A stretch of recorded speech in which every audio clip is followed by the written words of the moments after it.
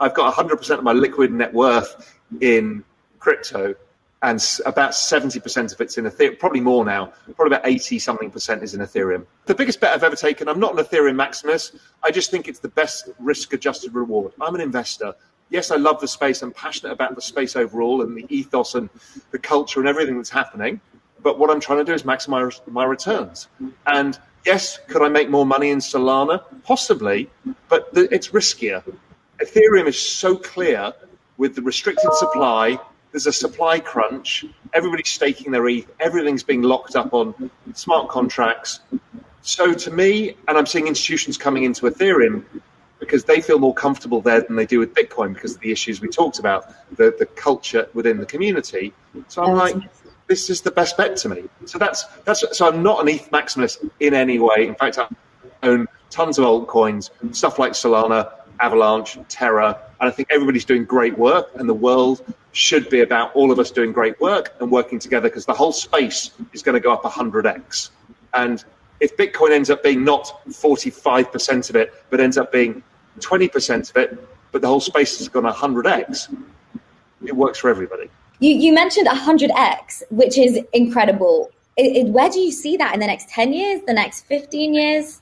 So this is the fastest adoption of any technology in all recorded human history. So it's growing at 113% a year, which is twice the speed the internet was when it had 150 million users. You extrapolate that out, you get to 1 billion people by 2024.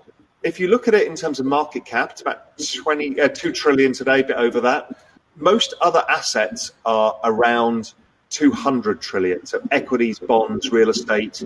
So if this is the asset class that we think it is, and it's growing at this rate, then 200 trillion is a reasonable estimate by the end of the decade.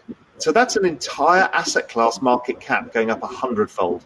We've seen that in a stock before. We've seen that in a few things, never an entire asset class. So it's the biggest opportunity I've ever seen. I think the best way for people who aren't super connected in the space, because there's a bunch of people who know everybody and it's much easier for them.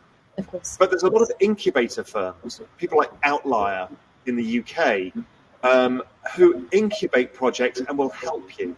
So they will tell you whether you've got a good idea or not. They're kind of onboarding 100 firms at a time, and there's several of these. So go to one of the incubator projects, seek their advice, and they will help you through it all. Because there's a lot to learn, and it's really difficult. And if you're not super connected, it feels daunting. But there are people who are there to help, who are set up to do it. Yeah, and I also just want to go back actually a second, because you mentioned that institutions are looking towards Ethereum more than Bitcoin, which we're not talking about enough. And you mentioned it's because of the toxicity, but it has to be something else, surely. I'm sure people aren't, big players aren't afraid of a bit of toxicity. Well, they don't like it because it reflects on them. So they don't like to be overly involved in the space in that respect. But the reality is it's very easy for them to grasp the concept of new technology. So, as opposed to having to be an investor and talk about, the devaluation of money and fiat money and all of this stuff, which is kind of a complicated narrative for a financial institution to have, ETH is easy. It's like, this is the internet of value. We need to own a stake in it.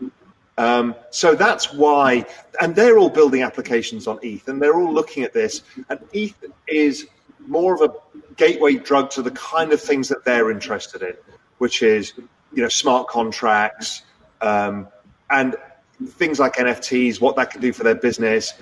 Could you put insurance contracts on NFTs? All of this is intellectually very interesting for the existing financial system and existing investors.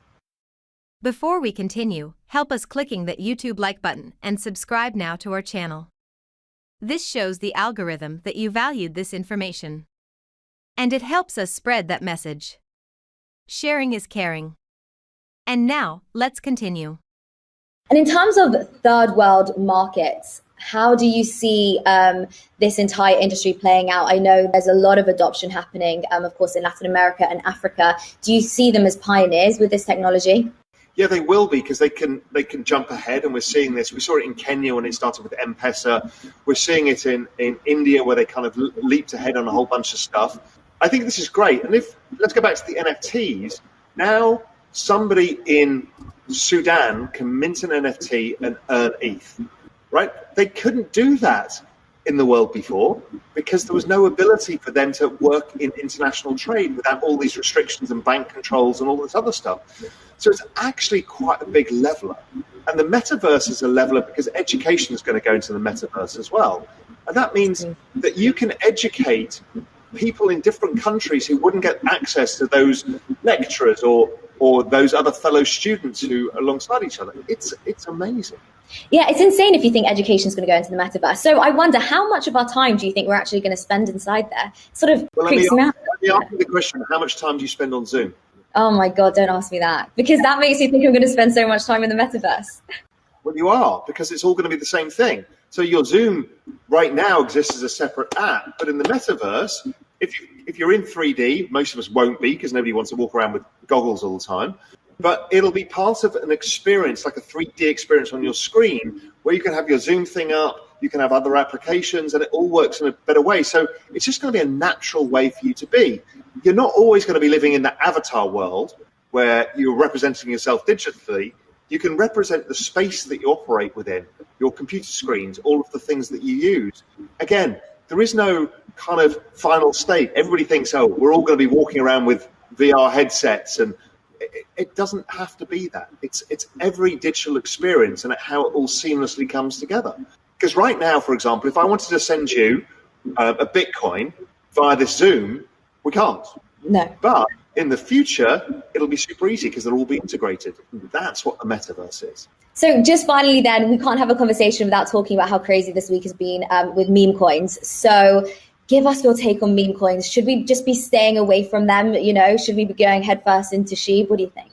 I think stuff like SHIB, it's a bit too late now. The people who were lucky were the people who kind of saw it. But these are like NFTs. They're just culture. They're culture, and it's around a joke, and it's a very different thing. It's not about, oh, this is the new Bitcoin. It's nothing to do with that. It's kind of tongue-in-cheek that I want to own this dog coin because it's hilarious and it has no use. And if enough people think that, it goes up in value. And nobody's thinking they're the world's smartest investor.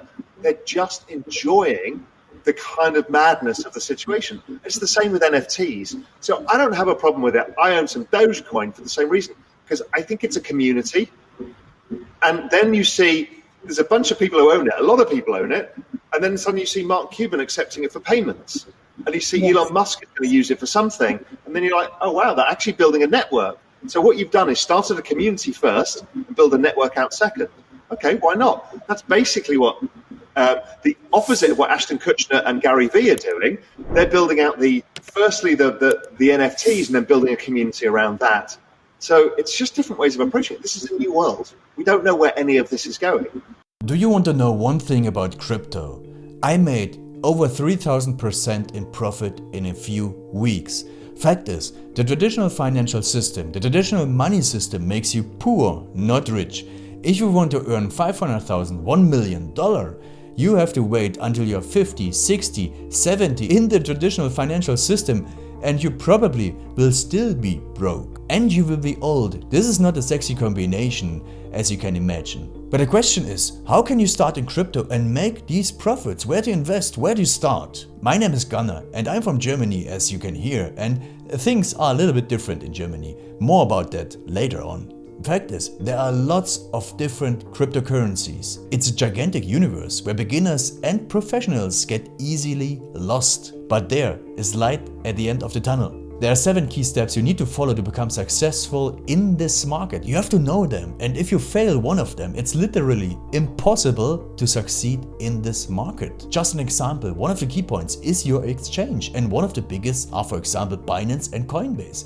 These are trusted and well-established exchanges, but, and this is a big but, you won't find the super profitable coins on those exchanges. The unknown super profitable coins that get gigantic profits are not traded on those kind of exchanges. They are traded on much smaller insider platforms that are barely known. And I can tell you what those super secret exchanges are and why they are so profitable. And another super important thing are the right information sources. The point is, the internet is gigantic. There are hundreds and hundreds of YouTube channels, blogs, pages, and much more. And there are also market makers and influencers. For example, Elon Musk, he is not a crypto guy, but the moment he recommended Dogecoin, it went through the roof, to the moon, so to say. But why did he recommend it?